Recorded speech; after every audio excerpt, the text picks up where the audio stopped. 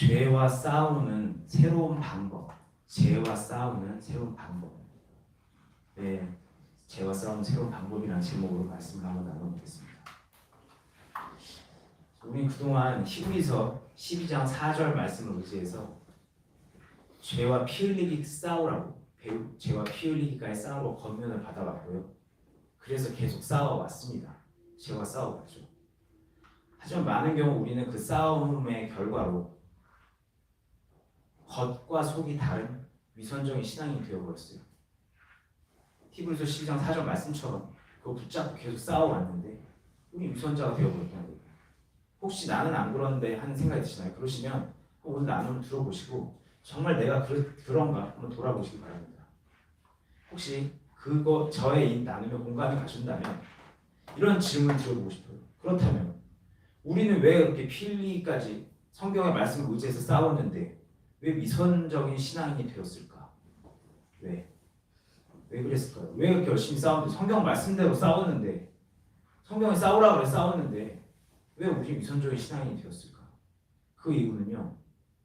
우리가 충동을 억누르는 방향으로 죄를 억누르는 방향으로 싸워왔기 때문이라고 저는 생각하게 됐어요. 이게 무슨 소리냐면 우린 지금까지 문제 앞에 딱 섰을 때 죄의 충동이 올라와요. 죄를 짓고 싶은 생각이 올라요. 막 끌어오르죠. 그때 배워온 대로 예수님이시라면 어떠셨을까? 라는 생각으로 그래 참아야지. 이거 말하면 안 되지. 여기서 내가 성질내면 안 되지. 한 번 더 참아야지. 라고 말하면서 우리는 억눌러 왔습니다. 물론 예수님이시라면 어떠셨을까 하고 살아가는 것 자체가 나쁜 건 아니죠. 우리는 우리 신앙의 표본이 되신 예수님을 따라가야 되는 건 맞습니다. 맞죠? 하지만 예수님처럼 살기 위해서 내 안에 이 죄의 충동을 억눌리면서 행동을 교정하려는 건요. 우리를 선이 아닌 위선으로 이끌 뿐이에요. 우리를 선이 아닌 위선이라는 행동을 하게 하는 방법이 될 뿐이에요. 좋은 방법이라 할 수 없죠. 자, 이게 왜 그런지 설명을 드려볼게요. 로마서 7장 18절에 이런 말씀이 있어요. 내 속 곧 내 육신에 선한 것이 거하지 아니하는 줄 내가 아노니 내 속에 선한 게 없다는 걸 내가 안다. 원함은 내게 있으나 내가 원하지만 선을 행하는 것이 내가 없노라. 로마 7장 18절 말씀하거든요. 우리가 아무리 원해도 내 안에 있는 것으로는 내 의지로는 결국 선을 행할 수 없다라고 얘기를 하는 거예요. 달리 표현해보면 내가 죄 짓고 싶지 않아서 아무리 노력을 한다 해도 의지를 들인다 해도 결국은 난 죄 못 없앤다는 얘기예요. 못 없애요. 그런데 충동을 억눌리면서 죄를 없애고자 한다. 이건 로마서 말씀에서 불가능하다고 하는 방법을 하려고 하는 거거든요. 만약 우리가 이렇게 성경에서 안 된다, 로마서에서 안 된다 하는 걸 붙잡고 싸우게 되면 어떤 현상이 일어나냐. 일단은 죄를 억눌러 놨으니까 삶에서 죄는 많이 죽게 됩니다. 그런데 로마서 말씀대로 죄는 사라지지 않아요. 그럼 그 죄 어디 갔죠? 당장 내 삶에 드러나지 않는 이 죄 어디 갔냐는 거예요. 그거 숨어버리는 거예요. 죄가 숨겨지는 거죠. 그렇게 숨겨지면요. 그게 바로 위선인 거예요. 자연스럽게 위선적인 신앙인이 됩니다. 그러면요. 그 위선은요. 선이 아니기 때문에 그러니까 자연스러운 하나님의 방식이 아니기 때문에 문제점이 드러나요. 인위적으로 무언가를 바꾸면 물이 새고 폭발하듯이 인위적으로 선을 만들었기 때문에 문제가 드러납니다. 아시다시피 저는 경건주의 교회를 다닌 적이 있었어요. 엄청 경건을 강조하는 교회를 다닌 적이 있었고 그 경건주의 교회에서 만든 신학교를 다닌 적이 있었어요. 그런데 그 경건주의 신학교에서 경건 부장을 했었어요. 그러니까 정말 엄청나게 경건의 삶을 살려 노력을 했었어요. 근데 어떻게 했냐? 저를 억눌리면서 했어요. 저를 억누르면서. 하고 싶은 거 참고 짓누르면서 저는 경건을 만들어 갔어요. 그러다 보니까 제 삶에는 경건의 모양은 있지만 경건의 실질이 없었어요. 위선적인 삶이었다는 거죠. 자, 경건의 모양이 있지만 경건의 실질이 없는, 실체가 없는 위선적인 모습이 어떤 모습인지 제가 설명을 드려볼게요. 제 신앙은 이랬어요. 죄를 일단 억누르니까 삶의 죄는 안 보였어요. 표면적으로 드러나는 죄는 없는 거예요. 그래서 교회나 신학교에서는 세상 경건한 사람인 거죠. 진짜 이 경건을 계속 끌어올리면 어떤 현상까지 일어나냐면 아예 나쁜 생각이 안 나요. 경건치 않은 행동을 해야겠다는 생각 자체가 안 나요. 그래서 저는 생각했어요. 아, 나 경건해졌다. 진짜 난 경건해졌다. 그리고 나니까 뭐가 보이냐면 경건치 않은 사람들이 보여서 야, 너희들도 경건해. 라면서 경건을 강요했죠. 그런데요. 지금에 와서 돌아보니까 그건 저의 착각이었어요. 저 경건한 게 아니었더라고요.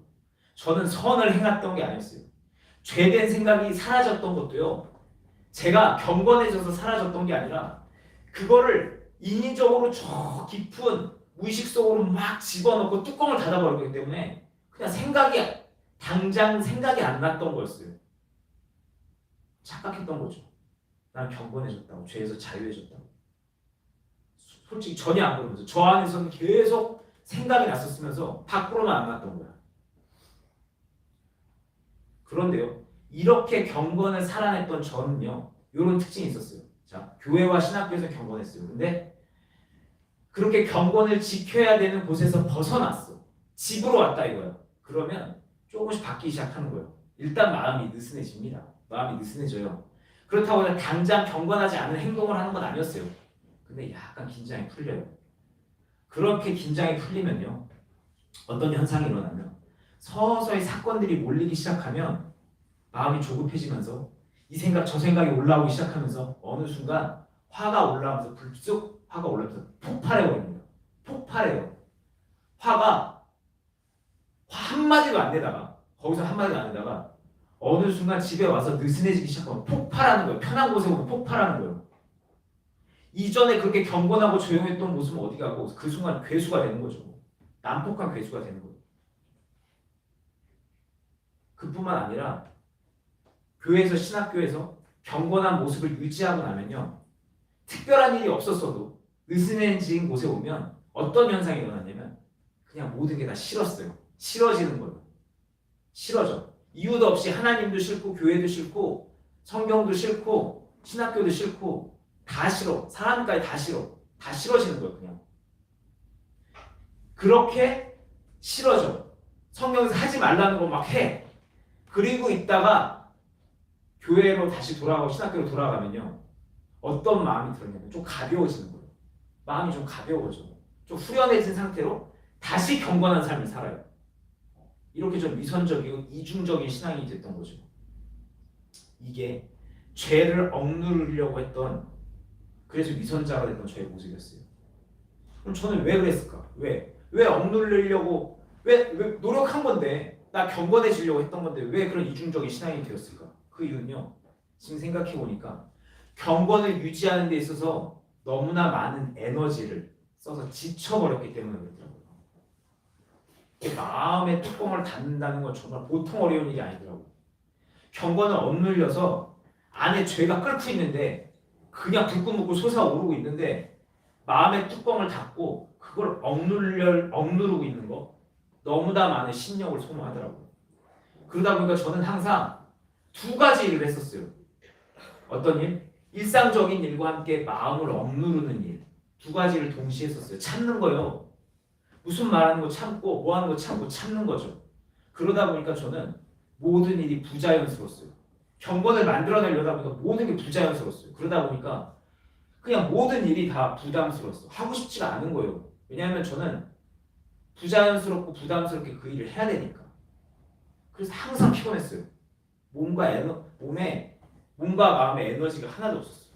소진이 됐던 거죠. 근데 이렇게 마음의 증상이 있었을 뿐만 아니라 신체적 증상도 있었어요. 일단 머리랑 몸이랑 어깨가 엄청 많이 아팠어요. 맨날 뭉치고 아팠어요. 목이 맨날 아팠어요. 그리고 배도 맨날 아팠어요. 속병이 진짜 잘 생겼거든요. 속이 맨날 쓰린 거예요. 툭 하면 멈추고. 그러다가 혈압도 맨날 높아져. 매해 높아지더라고요. 이게 제가 제 의지로 피 흘리기까지 쌓은 결과였어요. 그래서 저는 이렇게 조심스럽게 단언하고 싶습니다. 저 단언 정말 싫어하는데 이렇게 단언하고 싶어요. 억눌러서 선을 행하면요. 결국 위선만 행하게 됩니다. 그리고 위선은 진짜 선이 아니기 때문에 우리 신앙을 윤택하게 못 만들어요. 아니 오히려 우리 신앙을 숨막히고 메마르게 만듭니다. 그렇기 때문에 선을 이루고 싶으시다면 싸우는 방식을 좀 바꾸셔야 돼요. 물론 제가 이렇게 말씀드린다고 해서 거룩하게 살려는 삶 자체가 나쁘다고 말씀드린 게 아니에요. 인간의 노력은 소용없으니까 방종하면서 막 사시라고 말씀드린 것도 아닙니다. 뭐 사람들 왔는데 막 예의 없이 내 마음대로 그런 걸 말씀드리는 게 아니에요. 우리 분명 그리스도인으로서 성경을 살아내야 되고 거룩한 삶을 살기 위해서 변화가 돼야 되죠. 맞습니다. 변화돼야 되고. 그런데 이 죄와의 싸우는 방식에서 항상 억누르려고 하신다면 결국 자유하지 못하게 되는 것도 물론이고 위선적인 신앙인이 되게 되니까 싸움의 방식을 좀 바꿔보셨으면 해서 오늘 나눔을 갖는 겁니다. 그렇다면 이제 본론으로 들어가는 거죠. 우리 어떻게 싸워야 위선이 아닌 선을 행하면서 진짜 이 죄에서 자유할 수 있을까요? 자, 이게 딱 정답이라고 할 수 없지만요. 제가 찾은 답은요. 자백과 회개로 싸우는 거예요. 자백과 회개로 싸우는 거예요. 누르는 게 아니라 자백과 회개로 싸우는 거예요. 자, 이게 왜 그런지 설명을 드려볼게요. 오늘 본문 말씀입니다. 사도행전 3장 19절 말씀이에요. 오늘 두 군데를 찾아볼 건데요. 사도행전 3장 19절이요. 먼저 사도행전 3장 19절 말씀이에요. 사도행전 3장 19절 말씀. 사도행전 3장 19절 말씀. 그럼 다음에 있는 사도행전 3장 19절 말씀 다 찾으시면 있고 함께 읽겠습니다. 시작. 그러므로 너희가 회개하고 돌이켜 너희 죄 없이 함을 받아라. 이같이 하면 새롭게 되는 날이 주 앞으로부터 이를 것이요. 아멘. 그리고 또 한 구절만 더 찾아볼게요. 또 다른 본문 요한일서 1장 9절입니다. 요한일서 1장 9절. 요한일서는 저 뒤쪽에 있죠. 베드로서 다음에 그러니까 요한계시록이 붙어 있어요. 요한계시록 앞쪽에 있는 요한일서 붙어 있지는 않네. 유다서가 있으니까. 아무튼 요한일서 저 뒤쪽에 요한일서 1장 9절. 자, 다 찾으시고 있고 함께 읽겠습니다. 시작. 만일 우리가 우리 죄를 자백하면 그는 미쁘시고 의로우사 우리 죄를 사하시며 우리를 모든 불의에서 깨끗하게 하실 것이요. 아멘. 자, 방금 읽으신 이 성경은 분명히 약속하고 있죠. 우리가 죄를 회개하면 죄의 문제에서 자유함을 주고 새롭게 됨을 경험하게 될 거라고. 또 성경은 또 약속하고 있어요. 우리가 자백하면 우리의 죄의 문제에 직접적으로 하나님께서 개입해 주셔서 우리의 불의를 깨끗하게 해주실 거라고.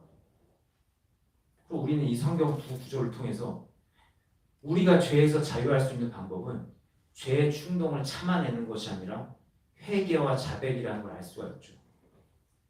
근데 우리는 여기서 기억할 게 있어요. 뭐냐? 회개와 자백이라는 것을 딱 집어넣고 우리가 잊지 말아야 될 거는 첫 번째는 우리의 삶의 모든 죄는 오직 그리스도 안에서만 해결될 수 있다는 거예요. 자, 죄는요. 아까 찬양도 기억해 보시기 바랍니다. 그리스도 안에서 그리스도의 보혈로서 그리스도 안에서만 해결될 수 있어요. 로마서 8장 1절에 이런 말씀이 있어요. 그러므로 이제 그리스도 예수 안에 있는 자에게는 결코 정죄함이 없나니. 죄에서 자유함은요. 오직 그리스도 안에서만 누릴 수 있어요. 죄에서의 자유는 그리스도 안에만 있는 거예요. 그런데 그 그리스도께서는 의인을 부르러 오신 게 아니라 의인을 위해서 오신 게 아니라 죄인을 부르러 오시기에 오셨다는 거예요. 죄인을 부르기 위해 오셨다고 하고 있어요. 참고로 말씀드리면 이거는 악인과 죄인에 대해서 잠깐 말씀드리면 악인은요. 자기가 죄인인지를 몰라요. 그래서 하나님과 거역하면서 내가 나만큼 죄 없는 사람이 없냐? 이러면서 자기 뜻대로 악한 행실을 하며 살아가는 사람이 악인이고요. 죄인은요. 죄를 아는 사람이 죄인이에요. 내가 죄인인 걸 아는 사람이 죄인. 주님께서는 자신을 억눌려 죄 없다는 이들을 기다리시는 것이 아니라 그러니까 죄를 눌러 그래서 난 죄가 없어. 예전에 저처럼 나 경건해졌네. 이렇게 사는 것이 아니라 내 죄를 알고 죄를 인정하고 아버지께 내려놓는 사람을 기다리신다는 거예요. 그렇기 때문에 우린 주님 앞에 나갈 때 죄를 포장할 필요가 없어요. 억누를 필요가 없다는 거예요. 주님 앞에서 정직해야 되거든요. 있는 모습 그대로 가야 되는 거예요. 죄 있는 모습 그대로 아버지께 가는 거죠. 어떻게 해요? 자백하면서. 자백이 그래서 좋아요. 그래서 좋은 거예요. 회개하면서 가는 거예요. 절절하게 자백하는 거죠. 죄로 인해서 힘드시다면요. 그걸 자백하는 거예요. 마치 체한 사람이 토해내듯이 내 안의 죄를 아버지께 다 고해 바치는 거죠. 절절하게 고해 바치는 거예요. 그러면요. 기도에 방해가 있다 심할 거예요. 기도 못하게 합니다. 자백하려면 못하게 해요. 상황이 그럴 수도 있고요. 생각이 막 몰려 들어올 수 있어요. 막 떠오를 거예요. 그러면요. 마치 어떤 느낌이냐면 흙탕물에 휘저으니까 찌꺼기들이 올라오듯이 맑은 물인데 흘러놓으면 찌꺼기 올라오듯이 생각이 막 올라오기 시작할 거예요. 그럼 어떻게 해야 되냐? 기도를 멈추냐? 아니요. 그 올라온 것까지 다 자백을 하세요. 다 자백을 하는 거예요. 다 올려드리는 거예요. 이런 생각도 올라오네요. 갑자기 이게 올라오네요. 요거 회개하려고 했더니 이거 자백하려고 했더니 요거 막 올라오네요. 이 방해하는 거 보니까 이것도 내 죄예요. 내가 봤던 것들, 내가 했던 말들, 실수들이 올라온 거예요. 왜? 엮여 있었으니까 요거 끄집어내려니까 다 같이 올라오는 거죠. 다 그냥 싸잡아서 자백하는 거예요. 자백이 별거 있나요? 고백하는 거예요. 토해내는 거죠. 죄송합니다, 죄송합니다 하면서 그 죄송한 마음으로 쏟아내는 거예요. 그리고 용서해달라고 기도하는 거죠. 이렇게 자백을 하시잖아요. 그럼 역사가 일어나요. 진짜 일어납니다. 어떤 역사? 성령님의 조명이 와요. 딱 조명이 옵니다. 어떤 깊은 깨달음 가운데 내 마음속에 이 문제의 근본적인 해결책이 되는 진실 하나가 마음속에 딱 자리 잡게 돼요. 이게 딱 꽂히는 거예요. 성경같이 알아집니다. 그게. 그럼 어떻게 되냐? 로마서 8장 2절. 이는 그리스도 예수 안에 있는 생명의 성령의 법이 죄와 사망의 법에서 너를 해방하였습니다. 그리스도 안에 있는 생명의 성령의 법이 우리를 죄와 사망의 법에서 해방시키기 시작하는 거예요. 이게 조명이 딱 왔다. 해방시키기 시작하는 겁니다. 우리를 괴롭히고 있던 죄와 사망의 법으로부터 우리를 해방시키기 시작하는 거예요. 참고로 제가 해방시키기 시작한다고 말씀드리는 이유는요. 솔직한 경험상으로 그 조명을 받고 나서 제가 바로 바뀐 게 아니었거든요. 조명을 받았는데 성경 이 표현대로라면 바로 바뀔 것 같잖아요. 근데 바로 안 바뀌더라고요. 저만 그런지 모르겠는데 저는 조명을 받고 났는데 일단은 바뀌어요. 그 잠깐은 바뀌어요. 근데 시간이 지나면서 다시 또 비슷한 위기가 찾아오더라고요. 근데 제 스스로 생각했어요. 아, 약발이 떨어졌나? 혼자 생각했거든요. 근데 비슷한 위기가 또 찾아오는 거예요. 그런데요. 그럼에도 불구하고 저는 로마서 8장 2절의 이 단원을 틀렸다고 말하지 않는 이유는요. 결국은 그 조명이 저를 최종적으로 죄와 사망의 법에서 건져줬기 때문에 그랬어요. 이게 조명을 받고 나잖아요. 그럼 이게 왜 그러냐면 이 조명이 제 마음속에 깊게 자리를 해요. 상처처럼 어떤 못이 하나 박힌 것처럼 자리를 해요. 그러면 무슨 일이 일어나면 제가 또 비슷한 상황 속에서 죄를 지으려고 그러잖아요. 그럼 이게 떠올라요. 그러면요. 죄짓기가 주저해지는 거예요. 주저해져요. 이게 떠올라가지고. 이게 안 떠오르면 모르겠는데 이게 떠오르고 나면 죄 짓는 게 정말 조심스러워지는 거예요. 막 나오지가 않아지는 거예요. 이게 떠올라져가지고. 물론 경우에 따라서 너무 막 이게 꼭지가 돌아가지고 그냥 나올 때가 있거든요. 근데 그렇게 넘어지잖아요. 그러면 이게 생각이 나요. 나중에 딱 끝나면 이게 생각이 나요. 그럼 또 괴로워져. 내가 또 그랬구나. 앉아서 또 후회를 하는 거예요. 옛날에는 그냥 열받은 상태로 갔는데 그 다음부터는 후회를 하면서 가는 거예요. 미치겠는 거지. 그렇게 저는 이 마음속에 박혀있는 이 조명의 영향을 계속 받게 돼요. 조명을 영향을 받기 시작하는 거예요. 그럼 어떻게 되냐? 갈라디아서 5장 16절의 기록대로 제가 한번 읽어볼게요. 갈라디아서 5장 16절. 내가 이르노니 너희는 성령을 따라 행하라. 그리하면 육체의 욕심을 이루지 아니하리라. 자, 예전에 제가 한 설교에서 죄의 본질이 욕심이라고 말씀드렸죠. 육체의 본질인 거예요. 그러면 그렇게 성령님의 조명을 딱 받기 시작하면요. 저는요. 이게 자꾸 가시처럼 걸려가지고 조금씩 성령님의 그 조명을 붙잡고 나를 바꿔가기 시작합니다. 따라서 생활하게 돼요. 이거 하고 싶어서 되는 게 아니라 맨날 걸리다 보니까 고쳐지게 돼요. 그러면서 너는 성령을 따라 행하라. 그리하면 언젠가 육체의 욕심을 이루지 않게 되리라. 죄의 행동을 서서히 하지 않게 되더라고요. 당장 바뀐다고 말씀드리는 게 아니에요. 서서히 하지 않게 되더라고요. 자, 이렇게만 설명하면 아득할 수 있으니까 제가 제 예를 한번 들어볼게요.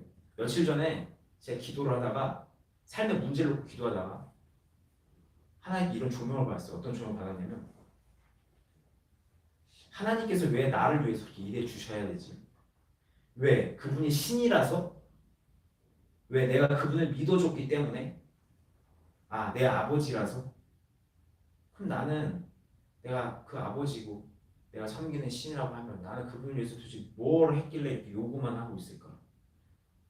아버지는 왜 항상 주시기만 해야 되고 난 항상 받기만 해야 될까? 아, 내가 왕의 자녀라서?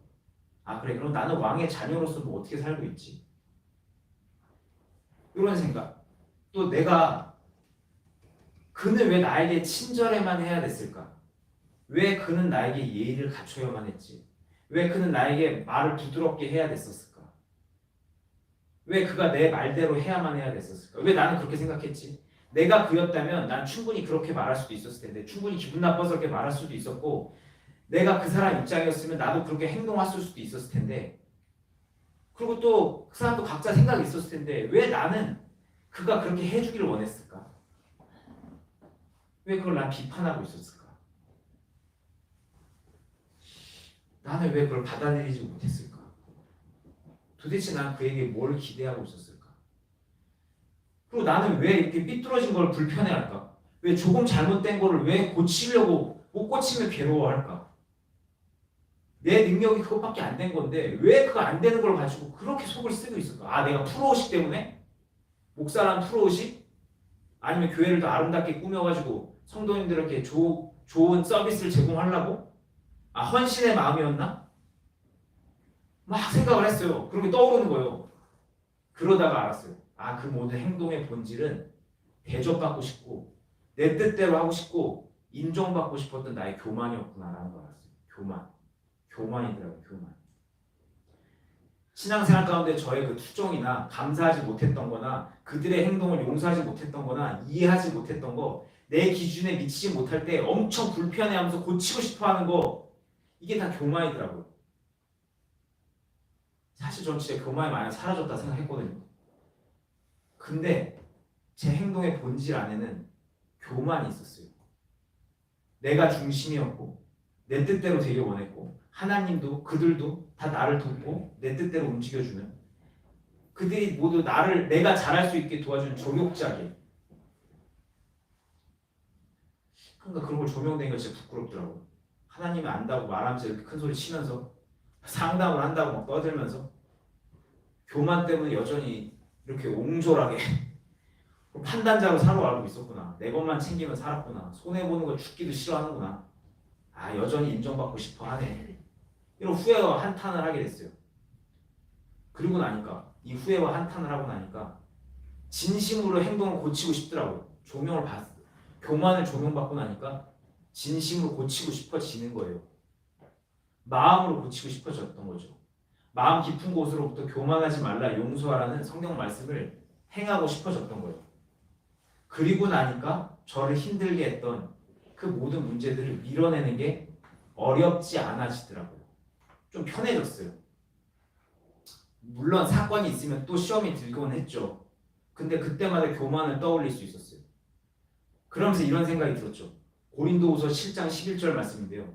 이런 말씀이었어요. 보라, 하나님의 뜻대로 하게 된 이 근심, 하나님의 뜻대로 하게 된 이 근심이 너를 얼마나 간절하게 하며, 얼마나 변증하게 하며, 얼마나 분하게 하며, 얼마나 두렵게 하며, 또 얼마나 사모하게 하며, 얼마나 열심히 있게 하며, 얼마나 벌하게 하였는가, 나를 얼마나 벌하게 하였는가. 너희가 그 일에 대하여 일체 너희 자신의 깨끗함을 나타내었느니라. 이 말씀의 고백처럼 내가 진짜 이 교만을 깨닫게 하기 위해서 깨닫고 얼마나 괴로워했지. 이거를 깨닫기 위해 깨닫는 과정 중에 얼마나 힘들어했지. 이게 떠오르면서 다시 돌아가고 싶지 않은 거죠. 그래서 마음을 또 다잡게 되더라고요. 그렇게 저는 생명의 성령의 법으로 인해서 죄와 사망의 법에서 서서히 자유로울 수 있었어요. 그 힘을 얻었던 거죠. 그리고 저는 지금도 그 조명을 붙잡고 계속 싸워가고 있고요. 왜요? 저에게 성령이 있게 조명받은 이 교만이라는 단어가 계속 새겨져 있기 때문에, 가시처럼 내 안에 있기 때문에. 이렇게 자백과 회개는 우리가 죄를 이길 수 있는 결정적인 방법이 되어줍니다. 그런데요, 이 부분 사실 아예 안 하려고 했었는데 어떤 분과 사역을 하다가 이 부분에 대한 얘기가 잠깐 나와요. 이 부분 추가로 말씀드리면 이렇게 자백을 해도 근데 조명을 못 받을 때가 있어요. 이런 과정을 못 겪을 때가 있어요. 하나님께서 내 자백을 듣기나 하셨나 하는 생각이 들 때가 있어요. 이게 언제냐? 귀가 열리지 않을 때, 듣는 귀가 열리지 않을 때, 들을 귀가 아직 없을 때, 그때는요 주님께서 말씀해 주셔도 들을 수가 없어요. 그럼 이때는 우리는 어떻게 해야 될까? 들을 귀가 없는 상태야. 그래서 음성을 못 듣는데 조명을 못 받아. 그럼 어떻게 할까요? 포기할까요? 나 어차피 귀가 없으니까 못 듣네. 나는 아무 감동이 없어. 나에게는 아무 말씀도 안 하셔. 날 버리셨나 봐. 이렇게 생각하면서 실망하지 마시고 일단 일상으로 돌아가는 거예요. 하나님 버리지 않으세요. 일단 일상으로 돌아가세요. 그리고 그때부터 이제 말씀을 묵상하고 기도하는 것, 깊게 기도하는 것에 박차를 가야 되는 거예요. 그러면서 성장이 나는 거죠. 성장하는 거예요. 성장. 다시 그러고 나서 다시 자백과 회개를 해봤어. 근데 역시 반응이 없어. 그럼 또 기도하고 말씀 묵상하면서 계속 성장해 가는 거예요. 이미 아시겠지만 성령님의 조명은요 어린 신앙 때는 들리지 않을 때가 있어요. 아직 인식이 안 되는 거예요. 여기까지 가지 못하면 인식이 안 될 때가 있어요. 그럼 안 들리거든요. 인식이 돼야 들려요. 그래서 성경은 말씀하죠. 귀 있는 자는 들어라. 들을 귀가 있는 자는 들으라는 거예요. 귀 없는 자는, 그럼 이건 무슨 뜻이냐? 귀 없는 자는 일단 가. 귀 없는 자는 일단 가라는 거예요. 그러니까 자백을 했어. 회개를 했어. 나 아무 감동도 없어. 하나님께 듣는 것 같지도 않아. 그럼 실망하지 마시고 내려놓고 일단 말씀과 기도에 열심을 내보시기 바랍니다. 그렇게 성장하시다 보면 어느 날 그 문제 앞에 또 서게 됩니다. 반드시 서요. 왜? 광야에 있으면 광야의 문제는 또 만나게 돼요. 그때 다시 기도해 보는 거예요. 자백하고 회개해 보는 거죠. 그럼 그때는 반드시 들립니다. 왜? 귀가 생겼거든요. 들을 수 있는 경험해 보셨죠? 성경이 이전과 다르게 보이는 거 경험해 보셨죠? 듣는 것도 똑같아요. 이전과는 안 들리던 것이 이전에 안 들리는 것이 들릴 수 있게 돼요. 그러니까 안 들린다고 포기하지 마시고 기도와 말씀으로 성장해 보시기 바랍니다. 오늘 나눔도 길었는데요. 이제 말씀 여기까지 하고 권면을 드려보겠습니다. 그동안 싸우시느라 고생 많으셨고요. 그게 잘못된 것도 아닌데 헛된 거다라고 말씀드린 건 아니에요. 하지만 죄와 싸우는 방식을 좀 달리해 보셔서 억누르는 게 아니라 자백과 회개로 자유함을 좀 누려보셨으면 해서 오늘 나눔을 가져봤습니다. 그래서 권면을 드립니다. 죄를 억누르면서 거기에 에너지를 쏟으시기보다 아버지께 나의 죄를 자백하고 회개하는 데 에너지를 쏟으셔서 자유함을 누려보시기 바랍니다. 그래서 훨씬 더 확실한 결과로 죄와 싸움에서 이기실 수 있을 것이라고 생각합니다. 그리고 만약 자백과 회개했는데 감동이 없으시다. 그럼 너무 실망하지 마시고 일단 말씀과 기도에 열중하셔서 계속 성장해 보시기 바라겠습니다. 오늘 나눔을 여기서 마치겠습니다. 도움이 되셨길 바라며 잠깐 기도하겠습니다. 주님께서 감동을 주셔서 죄와 싸우느라 힘들어하고 계신 성도님들께 제가 감동받은 내용을